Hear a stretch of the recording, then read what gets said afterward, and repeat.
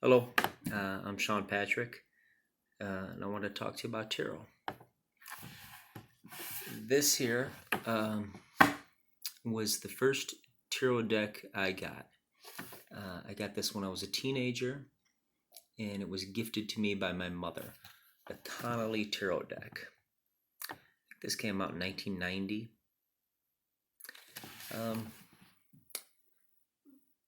My mother didn't read tarot. She did cartomancy, which is that's something different. But she got this deck, and I remember it would sit around at the kitchen table, or sometimes up on the refrigerator. But she never really messed with it. Tarot wasn't her thing. And when I was a teenager, she gave me this deck. She gifted me my first tarot deck, the Connolly Tarot. I think this is a nice deck. What's interesting about this deck is, and I haven't pulled this tarot deck out in a while,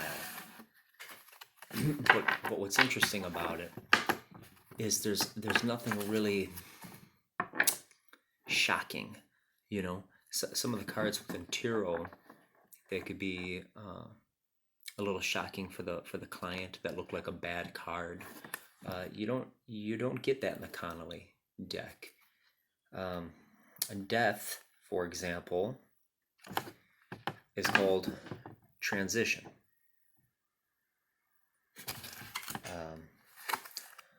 The devil card, materialism.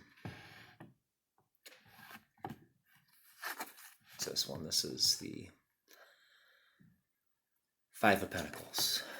And the Rider-Waite, it's I believe Five of Pentacles. It's in the stained glass window, and it's two people, and one of them's got a crutch, and they seem to be down and out. Well, here's the Five of Pentacles here.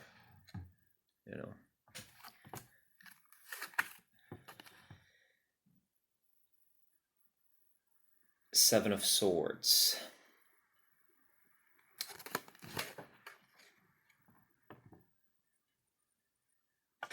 Okay. I mean, usually the suit of swords, seems to be the most offensive. But there's nothing that's really offensive to the eye in the Connolly deck. Five of Swords. Right?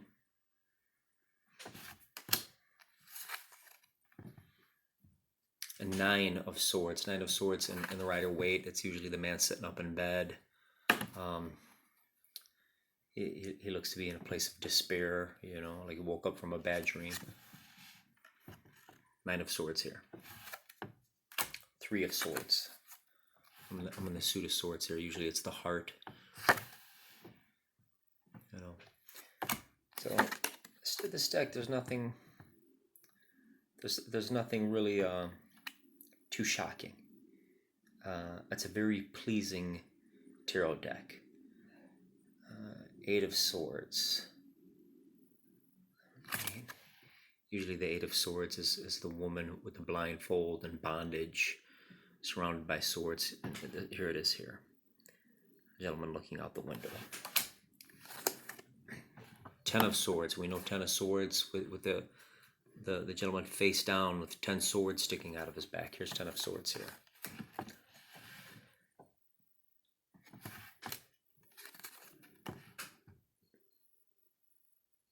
Six of Wands.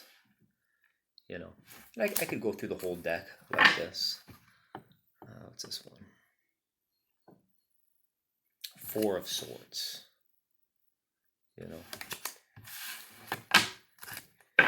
That's the Connolly deck. And like I said, usually the suit of swords could be shocking. There's a lot happening within that suit.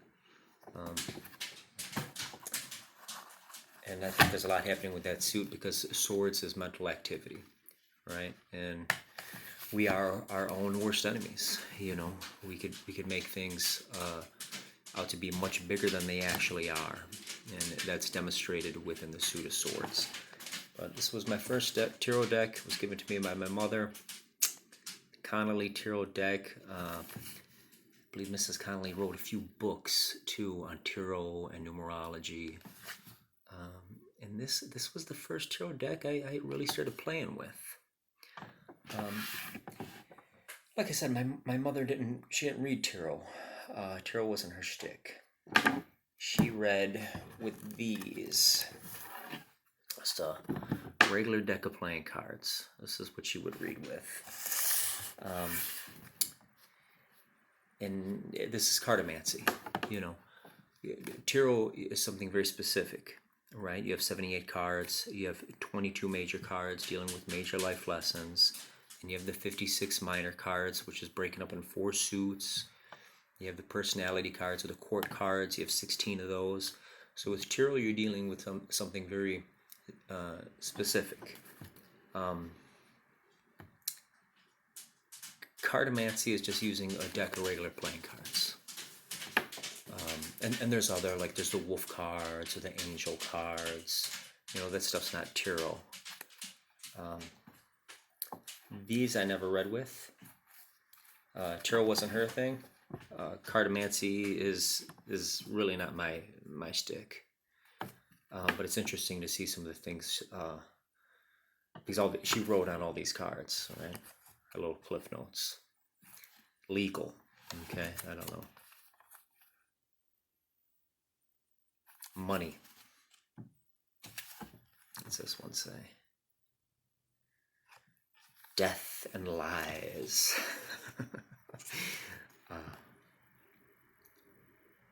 A short trip. A message.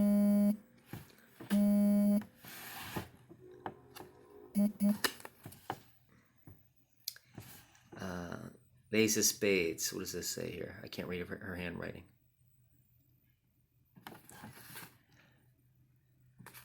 I don't know. But you can see she wrote on all these cards. This is what my mother used. Positive.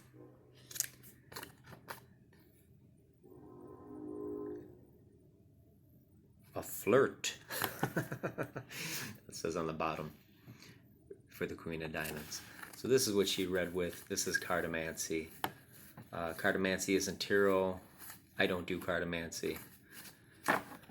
That's not my thing. The first deck I ever purchased is right here.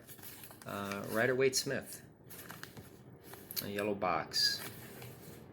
This deck came out, let's see, copyright 71. Let's take these out. I keep this deck in order and use it for quick reference. And